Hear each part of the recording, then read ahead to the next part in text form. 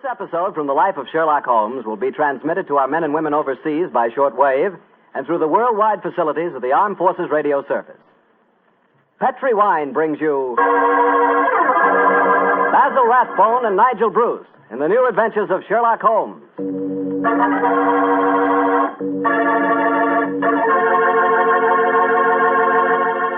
The Petri family, the family that took time to bring you good wine, invites you to listen to Dr. Watson tell us another exciting story about his good friend, that master detective, Sherlock Holmes.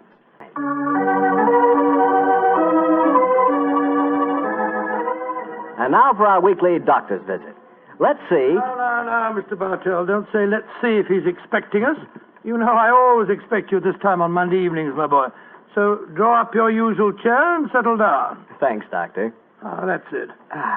All alone this evening, Doctor? Where are the puppies? Out on the patio. They had a most unfortunate encounter with a dead seal on the beach this afternoon. In consequence, they're a little malodorous, shall we say. In that case, Doctor, perhaps we'd better change the subject. So, suppose I ask you about tonight's new Sherlock Holmes adventure. Well, my boy, as I told you last week, the story took place in the foul alleyways of Limehouse. It was there on a foggy December evening in 1890 that my story began. An old friend and patient of mine, Isa Whitney, had disappeared, and his distraught wife had come to me for help. Knowing the man to be the victim of the shocking habit of taking opium, I suspected that I might find him in one of the vile dens inhabited by the dregs of the waterfront. And so, Mr. Bartell, about 5 o'clock on that December evening, I began my search. After an hour of fruitless wanderings, I found myself in a vile alley called Upper Swandam Lane. I could hear the distant moans of the riverboats as I walked, eyes alert, and hand on the revolver in my coat pocket.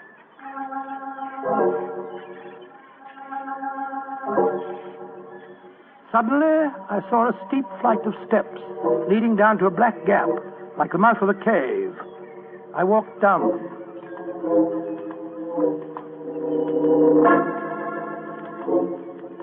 The steps were worn hollow in the center by the ceaseless tread of stumbling feet.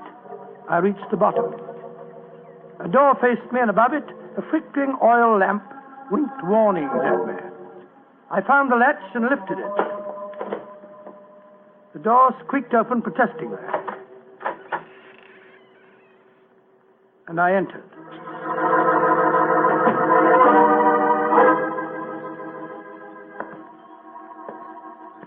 There was a tinkle of Chinese wind bells as I walked towards a long, low room.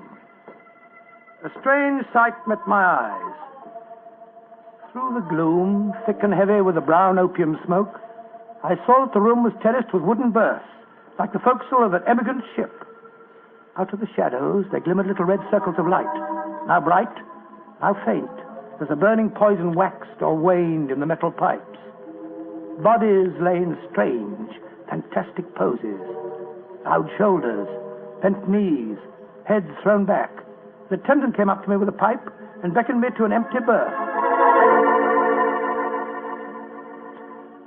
I haven't come here to smoke your filthy drug. I'm looking for a friend, Mr. Isa Whitney. No, Mr. Whitney here. Oh, I'm going to search the place. You must not disturb the priest. I'm carrying a revolver, so you'd better not argue with me, my good man. Out of the way.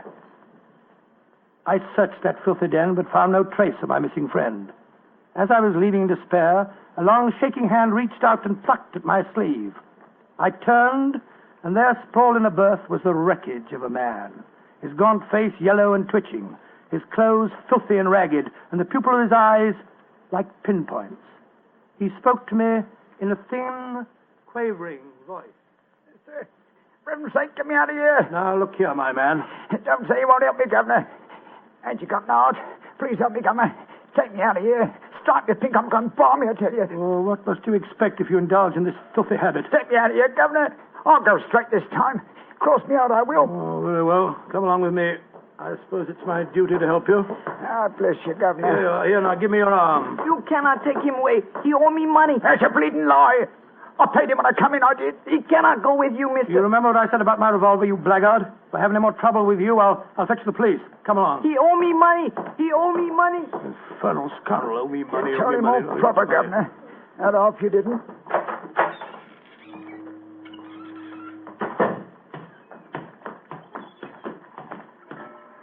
Now, look here, my good man. I'll give you a square meal, some advice, and some medical attention. But the rest... Never mind the advice, Watson, but I'll take you up on that square meal. Holmes. Yes, I'm very glad to see you, old fellow. What brought you to that filthy den of iniquity? Oh, gracious me, I went to find a friend. And I, an enemy. Your disguise is wonderful. It completely fooled me. But I'm afraid the proprietor was beginning to penetrate it. That's why I staged the little rescue scene. Had I been recognized, my life wouldn't have been worth an hour's purchase. Well, how long had you been there? Why were you there? Come on, Holmes. Tell me all about it. With pleasure, old chap. But first, let's find a chop house. I want that square meal you promised me.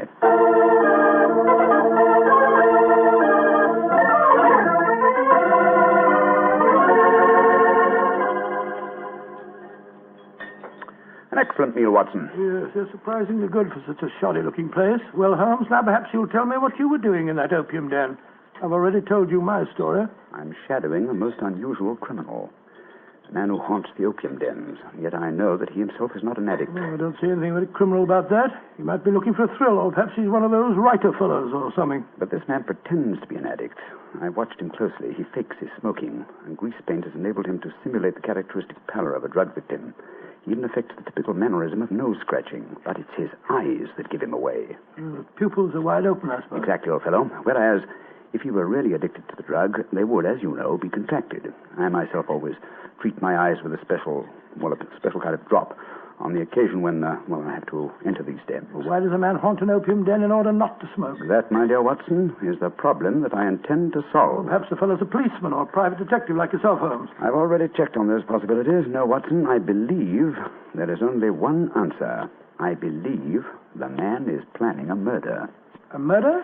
It's a tempting setting for a murder. Your victim is an addict, drugged and helpless. Your witnesses are in an equal state of befuddlement. The proprietor is anxious to cover up the crime because of the police. Right, you. Yes, Holmes. Now, the question is, who is the intended victim? That, my dear Watson, is why I've been shadowing this man. Unfortunately, he was not present in the den we just left, but I intend to continue my search. Holmes, can I help you? My wife's away, you know. You know, it's a long time since we were on a case together. I should be delighted, my dear chap. I've missed you sadly during the past few months. And are you, Holmes? What's the next move? Back to Baker Street, old fellow. My disguise is wearing thin, and I must contrive a new one.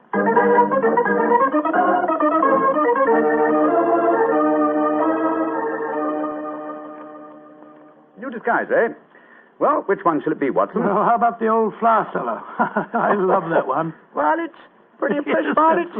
Oh, no, my dear fellow, no. Hardly appropriate for an opium den. In any case, the clothes are so wretchedly uncomfortable. Well, how about the music hall singer? Oh, that chap, yes. Oh, I don't want to be beside the seaside. Oh, I don't want to be beside the sea. I don't want to stroll along the prom, where the brass band plays tiddly-um. Oh, confound it. Who can that be? You weren't expecting anyone, were you? No. So this is just like the old days. The doorbell ringing, Mrs. Hudson toddling off and bringing up some poor devil in trouble and... Say that rather wistfully, old fellow.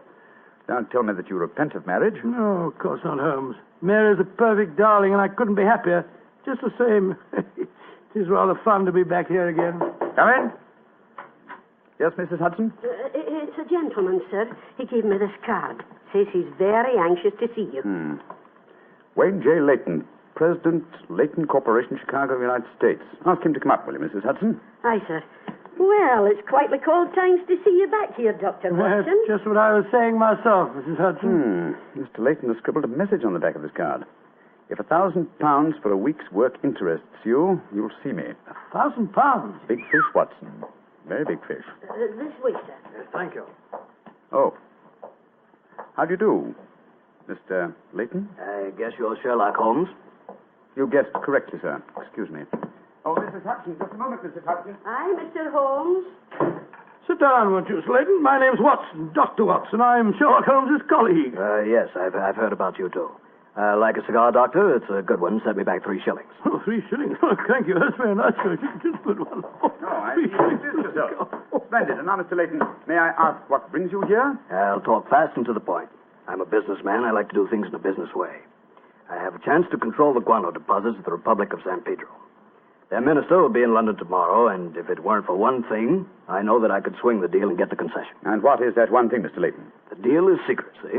I thought no one knew about it, but when I got here, I found out that my biggest business rival has gotten wind of what's going on. He's an Englishman. Never met him, but he's right here in London. Now, I'm not going to tell you his name. Not until you give me your word that you'll work for me. Just what you wish me to do, Mr. Leyton. Get this rival of mine and keep him out of circulation for a week. I don't care how you do it, and I won't ask. In a week's time, I'll give you the other half of this 500 pounds I brought with me. Oh, good Scott, what kind of Watson, detective give do you... Mr. Leyton his hat and gloves. That's it. Thanks, old fellow. Goodbye, sir. What are you doing, throwing me out? I can't think where you gathered the impression that I indulged in kidnapping. Once again, goodbye, sir. And here, sir, you can take back your cigar. Well, if you don't want some easy money, I'll soon find someone else that does. This is the last you'll see of me, Mr. Holmes. Life is full of little consolations. Some people seem to think that money can buy... Watson, the game's afoot. Mr. Leyton is the man I've been seeking. The man who pretends to be an opium smoker. Why in blazes did you let him get away? Here, I'll go after him. No. Don't worry. I've already arranged for that. Oh, how? When I left the room just now to talk to Mrs. Hudson, I was intending to tell her to summon some of my band of street urchins. You know, the Baker Street irregulars. When she informed me that half a dozen of them were in the kitchen at this very moment, partaking of one of her incomparable steak and kidney pies. The rest should be obvious. You left instructions for one of them to shadow Mr. Leyton when he left here. Elementary, my dear Watson. Oh, don't tell me that Leyton back again. No, I think not. I should say that at the moment he's just about to walk out of the front door. No, I think we shall have another visitor. And judging by the commotion, the incoming and the outgoing visitors know each other and are not on the best of terms. Well, it sounds to me as if they're having a fight. Here comes Mrs. Hudson to tell us about it. Come in. Oh, Mr. Holmes, you've got another visitor. So I gathered. Mrs. Hudson, you gave my instructions to one of the boys? I did that, sir. Young Wiggins was going to follow the gentleman. Mrs. Hudson, what was all that commotion about downstairs just now? Oh, it was the two gentlemen shouting at each other. Him that was leaving and the one that was waiting on the doorstep. And who is our new visitor, Mrs. Hudson? Here's his card, sir. Oh, thank you. Linton Chumley, 9 Belgrave Square. Well, ask him to come up, will you, Mrs. Hudson? Very well, Mr. Holmes. Oh, one thing more. Yes, sir. Please instruct another of the Baker Street irregulars to follow this Linton Chumley when he leaves here and report to me. All right, sir. You're taking no chances, Holmes, eh? You're having this fellow shadowed, too. Leyton is a potential murderer. Of that I'm convinced. This Mr. Chumley might possibly be his intended victim. While we're talking to him, Watson, old fellow, I want you to be sure to look at the condition of his eyes. Yes, I certainly will. Come in. Oh, good evening, Mr. Chumley. Are you Mr. Sherlock Holmes? I am. This is my colleague, Dr. Watson. How do you do, sir? That was Wayne Leyton that was just left here, wasn't it? Won't you sit down, sir? Thank you. I don't want to sit down. All right, you needn't answer my question, but I know it was Leyton. I've never met him, but I've seen his picture in the newspapers. Oh, very well, then, sir. It was Wayne Leyton. I know why he came to you. He's trying to have me put out of the way while he closes that deal on the San Pedro and Guana concession. Now, look here, Holmes. You've got to be on my side. Whatever fee he offered you to dispose of me, I'll double it if you'll take care of him for a few days. Oh, dear me, this is becoming monotonous. Watson? The hat and gloves? Thank you, old chap. That's right. Good night, Mr. Chumley. Look here, Holmes. I'll treble his fee. I'll quadruple it. My dear Mr. Chumley, I have accepted no fee from Mr. Leyton. I don't propose to accept one from you. Your hat and gloves, sir? That man is out to kill me, Holmes. Well, if you won't help me, I'll go to the police. That's an excellent idea, Mr. Chumley. Again, good night. Did you notice his eyes, Watson? Yes, the pupils were contracted. He's obviously an opium addict. And also a potential corpse. What do we do now? Wait for the irregulars to report? No, you return home for your medical bag. I have a feeling that you'll need it before the night is out. Then come back here. If I've gone before you return, I'll send one of the irregulars to bring you to wherever I may be. Wait until you receive a message from me. On your way, old chap. There's work ahead of us.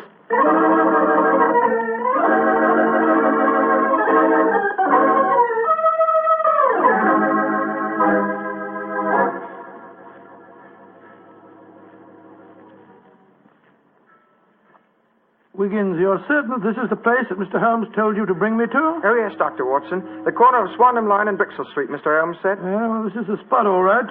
I don't see any sign of him. Hello? This old woman coming towards us.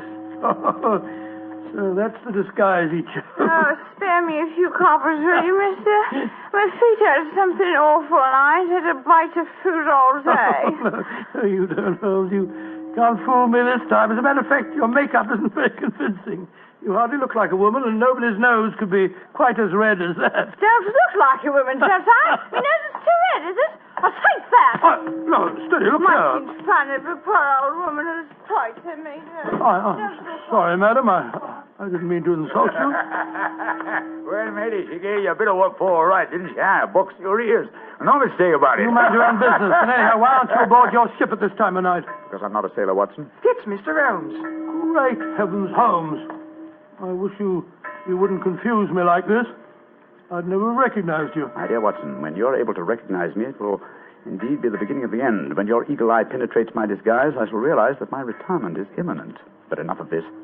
See that house opposite? You mean the ramshackle place with the broken tiled roof? Yes, I gave the irregulars instructions to let me know at once if our two quarries ever enter the same house at the one time. They're inside there now. I'm going in after them. Be careful, Holmes. I better come along with you. Can't I come too, Mr. No, Holmes? certainly not. Both keep watch outside. If I need any help, I'll smash one of the windows, and then you can come in after me. Wait here for me. I don't expect I'll be very long. I'll be here, Holmes. Don't worry about me. Just take good care of yourself.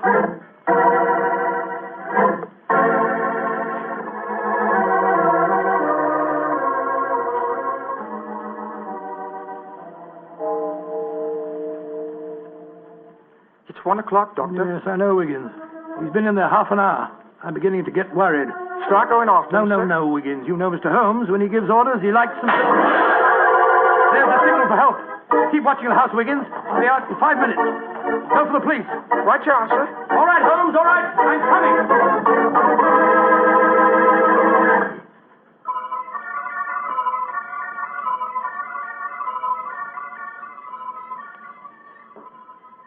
You have searched my house from basement to attic. Why do you not give up? I tell you again, there has been no one here tonight. But my friend came in here half an hour ago. I saw him, and before that, 2 other men are known to have come in here. If that is so, then where are they? 3 men cannot vanish. That's just the point, you scoundrel. Out of the way. I'm going to search this hovel again.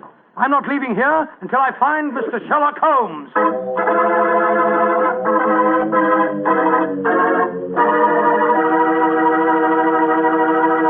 And now back to Dr. Watson and tonight's story, The Eyes of Mr. Leyton. Well, what happened next, Doctor? When you searched the house for the second time, did you find any trace of Sherlock Holmes or the 2 rival businessmen? No, Mr. Bartell, I'm afraid I didn't. What did you do? I told Wiggins to report the matter to the nearest police station and then rattle back to Baker Street in a hansom cab as fast as I could. When I arrived at the old familiar doorstep, I wrenched at the bell in a frenzy of anxiety. Finally, the door opened, and there stood Mrs. Hudson. Dr. Watson, what is it, sir? Why, you're as white as a ghost. Mr. Holmes, is he here? Aye, sir, came in half an hour ago. He was dressed as a sailor and was half carrying some drunken friend of his. Oh, thank heavens he's safe. I'll go up. All right, sir.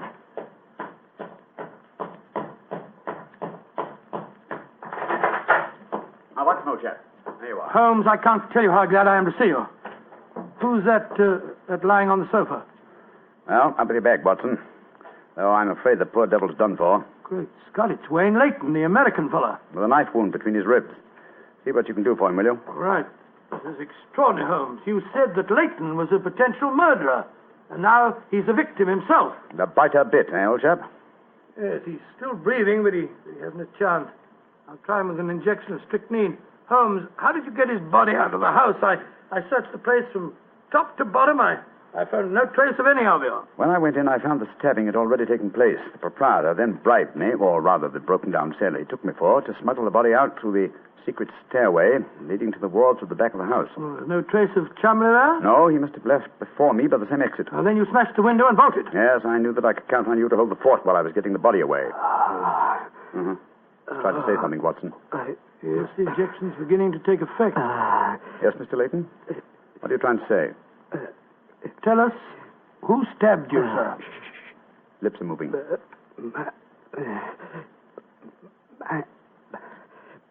Mandalay.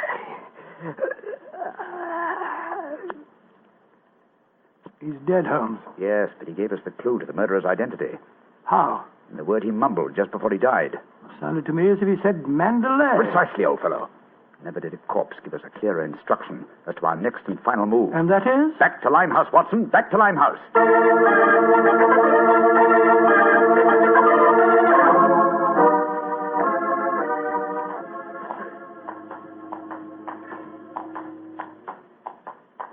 here we are. This must be the place. What's this? Another opium den? Yes, I knew that since Chumley refrained from smoking earlier on in the night, in order to keep his faculties alert for murder, that an enormous reaction would set in. He'd have to find a den at once, and beyond question a different one from that in which the murder was committed. But how do you know that he's inside here? Well, just before you returned to Baker Street tonight, I had a message from one of my regulars. He tracked him here after he escaped from the scene of the stabbing. That was a couple of hours ago. He might have slipped away again. No, Watson, tonight he came to drown his senses with a wretched drug. He'll be here. Come on.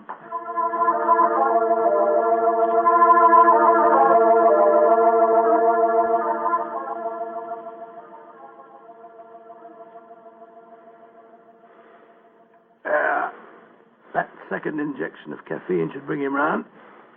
He's heavily drugged, but I think it'll work. Surprising what a £5 note will do, isn't it? Yes, the proprietor let us bring Chumley into his private room, and he's coming to. Who are you? What do you want? You remember me, sir? I'm Sherlock Holmes. Oh, yes, I remember you. You're in serious trouble, Mr. Chumley. Very serious trouble. Trouble? What trouble? Wayne Leyton didn't die. Oh. He's badly wounded, but he's going to live. He's at Baker Street now. He wants to go to the police and give evidence. You've got to get me out of this, Holmes. I'll pay you anything. 10,000, 20,000. Why did you stab Leyton? He was in my way.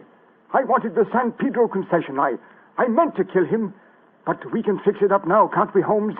We can fix it up now. Yes, we can fix it beautifully, sir. As neat a murder confession as ever I listened to, Holmes. Exactly. Come along, Mr. Chumley. I think some night air will be good for you. We'll take you for a nice drive to Scotland Yard.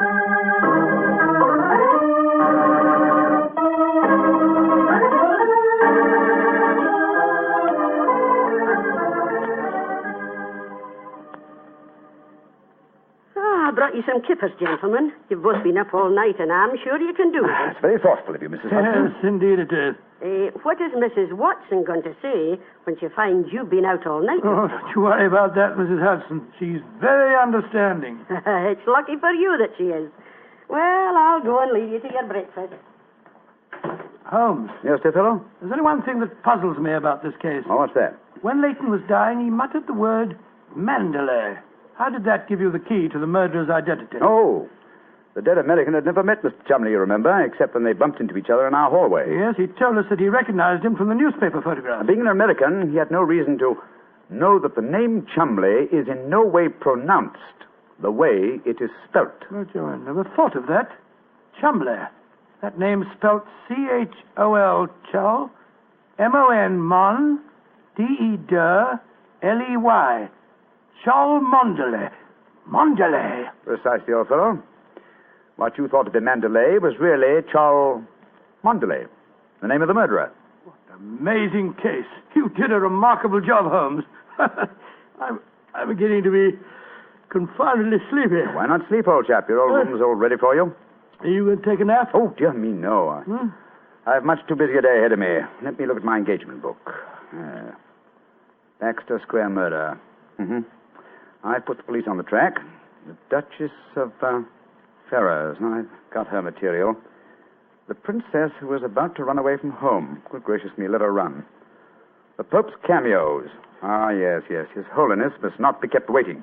Can I help you again, Holmes? Mary doesn't return until tomorrow. Well, I thought you were sleepy, old fellow. Sleepy rubbish. I never felt more wide awake in my life.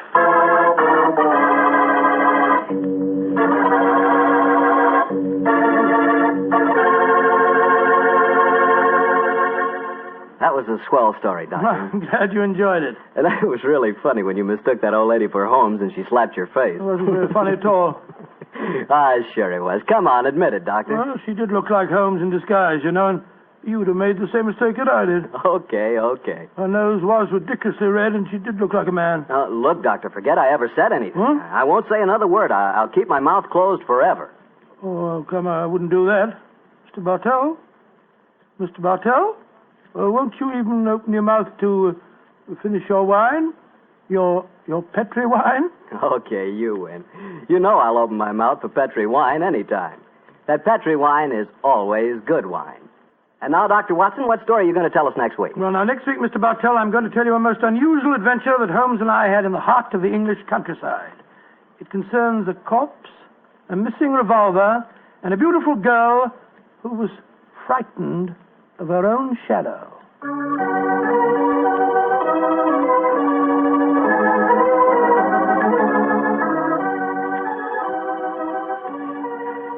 Tonight's Sherlock Holmes adventure is written by Dennis Green and Anthony Boucher and is based on an incident in the Sir Arthur Conan Doyle story, The Man with the Twisted Lip.